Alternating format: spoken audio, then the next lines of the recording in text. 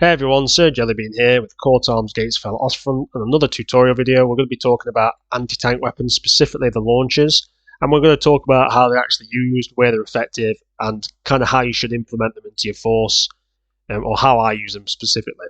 So first of all, we'll just kind of talk about what you use them for. Now, they are defensive weapons.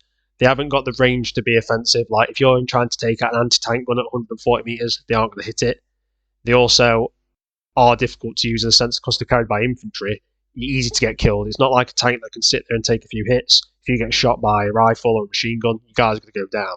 The one advantage it does is they can be used in close quarters. So, for instance, if you're in an urban scenario and there's a tank or an AT gun around the corner, let's say 60, 70 meters down the road, maybe even 50, if a tank or an AT gun tries to come out, they're going to expose themselves. The AT gun won't be set up, it'll get demolished, or the tank will have to come around the corner exposing its side and will get hit by whatever's there. Whereas infantry can flank with these kind of weapons and engage tanks, so they become very effective in close quarter scenarios and in ambush scenarios where maybe you have men in trenches or foxholes that can jump up and engage.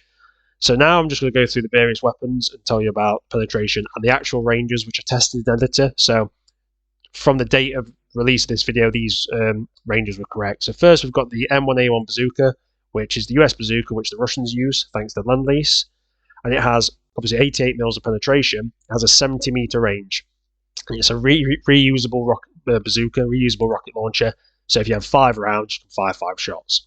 Next, we'll go to the Panzerschreck RPZB-43, which has a range of 70 meters and 185 mils penetration, and it's reusable, so 5 rounds, 5 shots.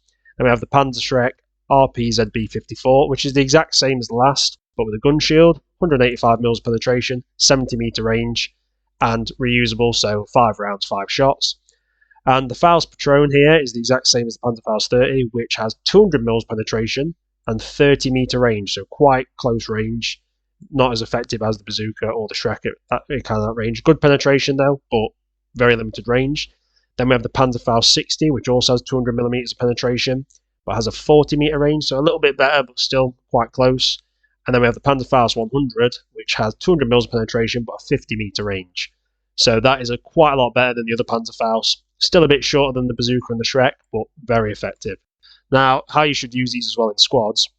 The bazooka and the Panzerschrecks, I like to use them as dedicated anti-tank because they can reload. If you get, let's say you're going up against a T-34 or let's say a Panzer IV, if you get to the side especially and you're in a decent spot, you can hit it once, and even if you only stun it, you can reload and fire again and make sure you kill the target. Whereas because the Shreks are single use, once you've fired it, they're gone. You can't even reload them at ammo crates or trucks. You have to wait until either find another one in a crate or something, or drop from a dead person, or wait till the battle's over, depending on unless you're using some mods, but we're talking vanilla here. These are defensive, so let's say you have guys at the crest of a hill, or in close quarters, or a bit of cover. They're there in case like a T-34, or let's say something else like a Panzer IV or a Panther, rolls up to you, and you can't stop it. Anti-tank grenades are going to be too close, they're going to risk you to the whole machine gun, but you've got a chance to pop up and fire a single Shrek, or a Panzerfaust, should I say, at the target. Now, where should you aim with it? Sometimes turret's good, but you might just kill the man. I tend to aim for the engines, because if you can hit through the side especially, you've got a chance to destroy the tracks or damage the wheels, which will immobilize it. And if you can take the engine out, you'll either disable the tank, there's a good chance you'll stun it for something else to engage, or you'll light the engine on fire, which will completely wipe the tank out. So, basically just to wrap up, launchers, more dedicated anti-tank, reusable, highly effective. Shreks, defensive anti-tank, single shot, but they have very good penetration, 200 mils. So they can basically take out any tank in the game, apart from certain mantlets where the turret kind of is set. And like maybe things like your King Tiger, your Jag Tiger, and things like your IS-2. But like you say, you only have to get to the side or different parts of the front arm and they will penetrate. But all in all, a good buy and highly effective. Anyway, I hope you've enjoyed the video. If you have, please like, subscribe, and leave a comment. And also, if you disagree with my opinion on the weapons, tell me, and we'll have a good chat about it. Thanks for watching, and you have a great day.